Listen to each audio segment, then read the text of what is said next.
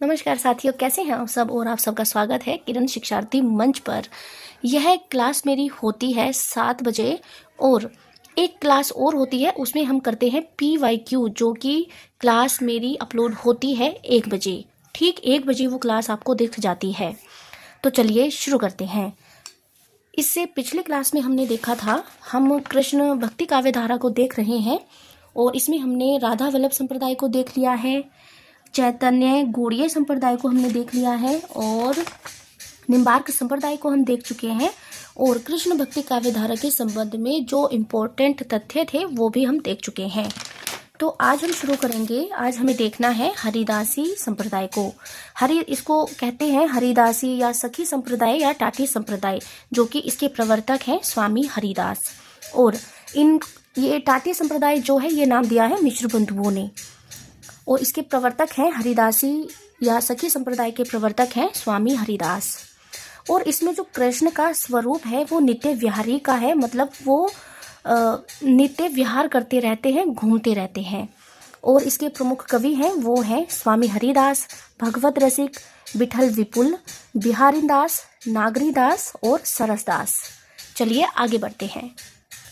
कुछ महत्वपूर्ण बातें हैं वो देख लेते हैं इस संप्रदाय के संबंध में। इस संप्रदाय में भक्ति के लिए किसी भी दार्शनिक आधार को ग्रहण नहीं किया गया है। वृंदावन का बांके बिहारी मंदिर इसी संप्रदाय से संबंधित है। निम्बार्क संप्रदाय की एक शाखा माना जाता है। यह जो संप्रदाय है यह निम्बार्क संप्रदाय जो है उसकी एक शाखा ही माना जाता है। और अब हम एक एक करके इसके कवियों को देखेंगे। सबसे पहले हम देखेंगे, थोड़ा सा कट रहा है, मैं इसको ठीक कर लेती हूँ। सबसे पहले हम देखेंगे स्वामी हरिदास को। तो जो स्वामी हरिदास का जो समय है वो है 1478 से 1573 ईस्वी।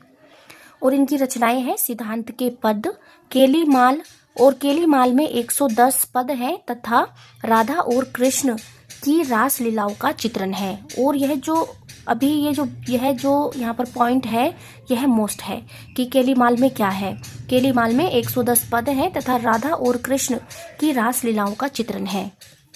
स्वामी हरिदास बहुत बड़े संगीतज्ञ थे। ऐसा माना जाता है कि अकबर के दरबारी गायक तानसेन ने संगीत की शिक्षा इन्हीं से ग्रहण की थी।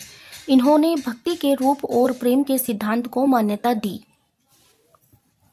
अब चलते हैं आगे। अब देखते हैं जगन्नाथ गोस्वामी को। जगन्नाथ गोस्वामी ये स्वामी हरिदास के भाई थे और इनकी रचना है अनन्य सेवा निधि। जगन्नाथ गोस्वामी कौन थे? स्वामी हरिदास के भाई थे और इनकी रचना है अनन्य सेवा निधि। विठल विपुल, अब देखते हैं विठल विपुल को। ये स्वामी हरिदास के मेरे भाई थे, यानी मामा के लड़के थे। और इन्हें नाबादास ने रस सागर की उपाधि प्राप्त थी, यानी इन्हें रस सागर की उपाधि किसने दी थी? नाबादास ने दी थी। इनकी कोई स्वतंत्र रचना उपलब्ध नहीं है, केवल 40 पद मिलते हैं। कितने पद मिलते हैं? इनके केवल 40 पद मिलते हैं। अब देखते हैं बिहारी दास को। बिहारी दास को गुरुदेव के नाम से भी जाना जाता है। इनका उपनाम है गुरुदेव। ये हरिदासी संप्रदाय के सर्वश्रेष्ठ कवि माने जाते हैं। इन्होंने राधा व कृष्ण के नित्य विहार को सर्वोपरि माना है और इनकी रचना है बिहारी दास की वाणी। अब देखते हैं नागरी दास को। नागरी दास, जिनका नाम था सावंत सिंह, ये किशनगढ़ अजमेर राजस्थान के शासक थे। इनकी कोई स्वतंत्र रचना उपलब्ध नहीं है। कुछ पद मिलते हैं जो निम्न प्रकार हैं। इनकी साखियां मिलती हैं 20, चौबोले 42, कवित सवैये 39, पद 70। साखियां कितनी मिलती हैं? 20, चौबोले 42, कवित सवैये 39 और पद 70। अब देखते हैं सरसदास को। नागरी दास के भाई हैं। इनके कोई स्वतंत्र रचना उपलब्ध नहीं है, केवल 66 पद मिलते हैं। अब चलते हैं आगे। अब देखेंगे हम वल्लभ या रुद्र संप्रदाय को, जिसके प्रवर्तक हैं वल्लभाचार्य या विष्णु स्वामी। कृष्ण का स्वरूप है इसमें नित्य निकुंज बिहारी आनंद स्वरूप। भक्ति का दार्शनिक आधार है शुद्धाद्वैतवाद। इस संप्रदाय में पुष्टि मार्गीय भक्ति पर विशेष बल दिया जाता है। पुष्टि शब्द पुष धातु में ती प्रत्यय के योग से बना है, जिसका अर्थ है कृपा या समर्थन। पुष्टि मार्ग का तात्पर्य है जब भक्त अपने आप को ईश्वर को समर्पित कर देता है तो उसे ईश्वर की कृपा या समर्थन प्राप्त हो जाता है। अब पुष्टि मार्ग में भक्तों की श्रेणियां कौन कौन सी होती हैं, हम वो देखेंगे। पुष्टि मार्ग में भक्तों की श्रेणियां। पुष्टि मार्ग में भक्तों की 4 श्रेणियां मानी गई हैं।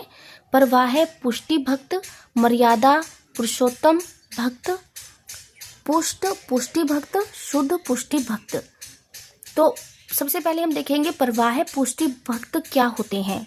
वह भक्त जो सांसारिक कर्मों को करते हुए कृष्ण की उपासना करे। मर्यादा पुष्टि भक्त सांसारिक कर्मों को त्याग कर कृष्ण की उपासना में लीन होने वाला भक्त कहलाता है मर्यादा पुष्टि भक्त। पुष्ट पुष्टि भक्त कहलाते हैं वह भक्त जिसे कृष्ण के गुणगान करने का व्यसन नशासा हो जाता है। शुद्ध पुष्टि भक्त कौन होते हैं? वह भक्त जो अपने आप को पूर्णतया कृष्ण को समर्पित कर देता है तथा कृष्ण की कृपा पर आश्रित रहता है और सर्वश्रेष्ठतम भक्त कहा गया है। अब देखते हैं पुष्टि मार्ग में कृष्ण तक पहुंचने के मार्ग कौन कौन से हैं।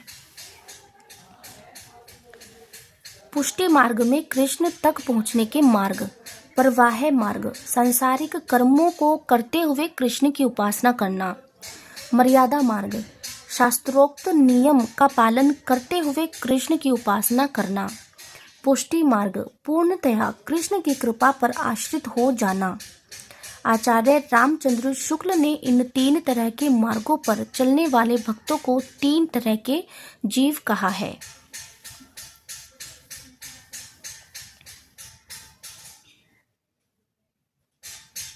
अब देखते हैं पुष्टि मार्ग वल्लभ या रुद्र संप्रदाय के संबंध में विशेष तथ्य है। पुष्टि मार्ग वल्लभ संप्रदाय के प्रवर्तक वल्लभाचार्य हैं। यह कृष्ण भक्ति से संबंधित सबसे बड़ा संप्रदाय है। हिंदी में कृष्ण भक्ति काव्यधारा का वास्तविक आरंभ इसी संप्रदाय से माना जाता है। पुष्टि मार्ग के भक्तों के लिए वल्लभाचार्य जी ने विक्रमी संवत 1576 और ईस्वी सन बनेगा 1519 ईस्वी में गोवर्धन पर्वत पर श्रीनाथ जी के मंदिर का निर्माण करवाया। इस मंदिर के मुख्य शिल्पकार पूरनमल खत्री थे। वल्लभ संप्रदाय या पुष्टि मार्ग के अंतर्गत ही 1565 ईस्वी में वल्लभाचार्य जी के पुत्र विठलनाथ ने 4 अपने तथा 4 अपने पिता के शिष्य लेकर 8 कवियों का एक मंडल बनाया। इस मंडल को अष्टछाप, अष्टसखा, अष्टविनायक आदि नामों से जाना जाता है और इसको याद करने की ट्रिक भी नीचे दी गई है। ट्रिक है सुक्रकूप वल्लभ को प्यारे, छीन गोच विठल दुलारे। पिता पुत्र का संबंध यहाँ पर दिया गया है। वल्लभाचार्य के पुत्र थे विठलनाथ और विठलनाथ के पुत्र थे गोकुलनाथ। अब देख लेते हैं अष्टछाप के संबंध में विशेष तथ्य क्या क्या है, हम वो देख लेते हैं। अष्टछाप के सर्वश्रेष्ठ प्रतिनिधि कवि हैं सूरदास। अष्टछाप के कवियों में सबसे बड़े संगीतज्ञ कौन है? सूरदास हैं। अष्टछाप के कवियों में दूसरे बड़े संगीतज्ञ हैं गोविंद स्वामी। अष्टछाप के कवियों में अवस्था के आधार पर सबसे वरिष्ठ कवि हैं कुंभनदास। अष्टछाप के कवियों में अवस्था के आधार पर कनिष्ठ यानी सबसे छोटे कवि हैं नंददास। श्रीनाथ जी के मंदिर को बंगालियों के प्रभाव से मुक्त करवाने वाले कवि थे कृष्णदास। अष्टछाप का वह कवि जिसे बीरबल ने बंदी बना लिया था वह है कृष्णदास। अष्टछाप का वह कवि जिसे मंदिर में प्रबंधन का कार्य सौंपा गया कृष्णदास। अष्टछाप के कवियों में अधिकारी नाम से प्रसिद्ध कवि हैं कृष्णदास। काव्य सौष्ठव की दृष्टि से 3 बड़े कवि हैं सूरदास, नंददास और परमानंद दास।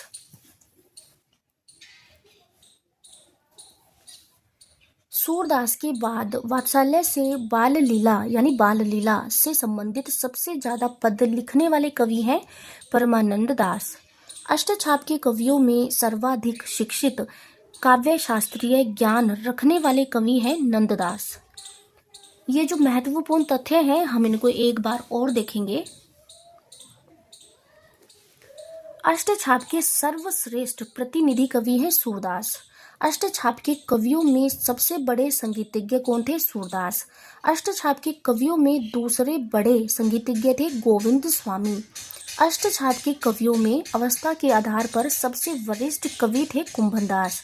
अष्टछाप के कवियों में अवस्था के आधार पर कनिष्ठ और सबसे छोटे कवि थे नंददास। श्री नाथ जी के मंदिर को बंगालियों के प्रभाव से मुक्त करवाने वाले कवि थे कृष्णदास। अष्टछाप का वह कवि जिसे बीरबल ने बंदी बना लिया था कृष्णदास। अष्टछाप का वह कवि जिसे मंदिर में प्रबंधन का कार्य सौंपा गया था कृष्णदास। अष्टछाप के कवियों में अधिकारी नाम से प्रसिद्ध कवि हैं कृष्णदास। काव्य सौष्ठव की दृष्टि से तीन बड़े कवि सूरदास, नंददास, परमानंददास। सूरदास के बाद वात्सल्य यानी बाल लीला से संबंधित सबसे ज्यादा पद लिखने वाले कवि हैं परमानंद दास। अष्टछाप के कवियों में सर्वाधिक शिक्षित काव्य शास्त्रीय ज्ञान रखने वाले कवि हैं नंददास। इस क्लास में इतना ही। अब हमें आगे देखना है कवियों का अष्टछाप में सम्मिलित जितने भी कवि हैं उनके बारे में हम देखेंगे, उनकी रचनाएं कौन कौन सी हैं, उनके संबंध में विशेष तथ्य कौन से हैं, तो हम देखेंगे अगली वीडियो में। और फास्ट रिवीजन करने के लिए आप मेरे साथ बने रहिए।